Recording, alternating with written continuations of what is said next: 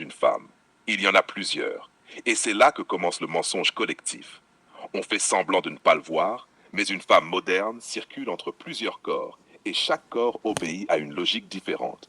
Pas par perversion, par survie sociale. 1. Le corps réel, celui qu'on ne montre presque jamais.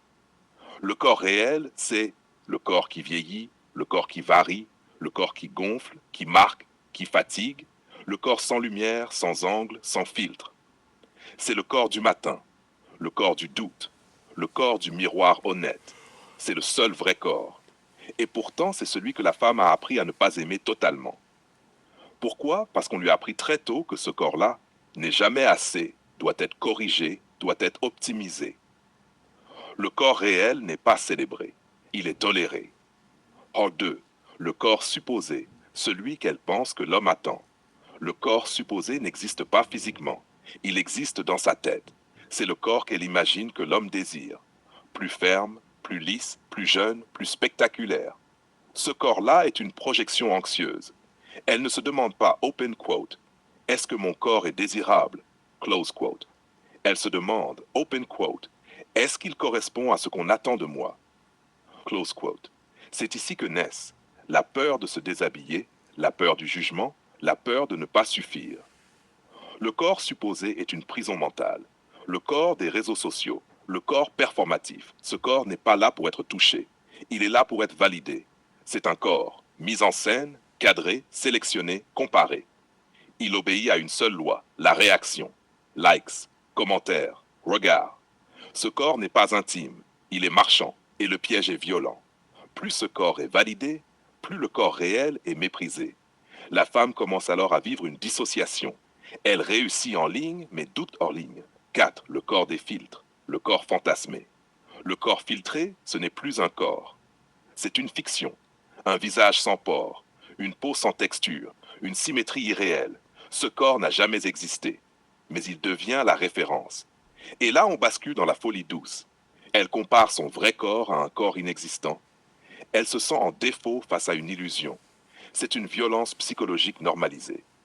5. Le drame central, la confusion des corps. Le problème n'est pas qu'il y ait plusieurs corps. Le problème, c'est qu'on mélange les registres. On exige du corps réel les standards du corps filtré. On exige de l'intimité, la performance des réseaux. On exige du désir, la perfection fictive.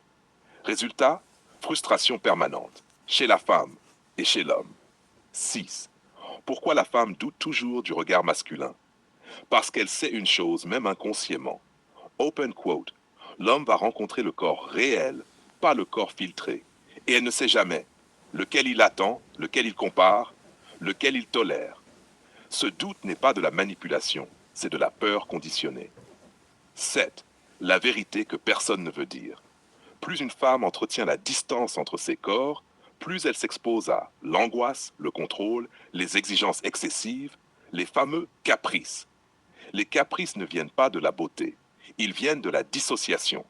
Quand tu ne sais plus quel corps est légitime, tu compenses par des règles.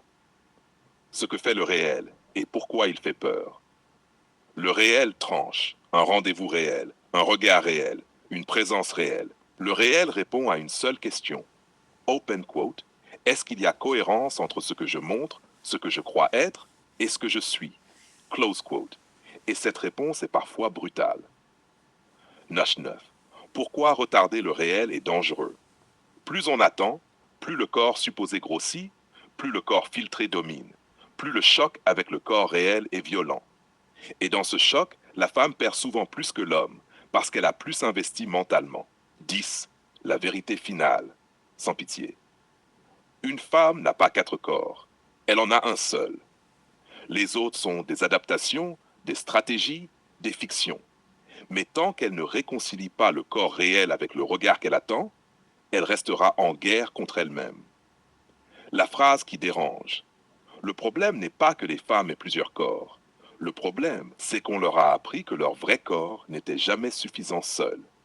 Et tant que cette idée ne sera pas détruite, ni les relations, ni le désir, ni la paix intérieure ne seront sains. Ça, c'est la vérité que personne n'ose regarder en face.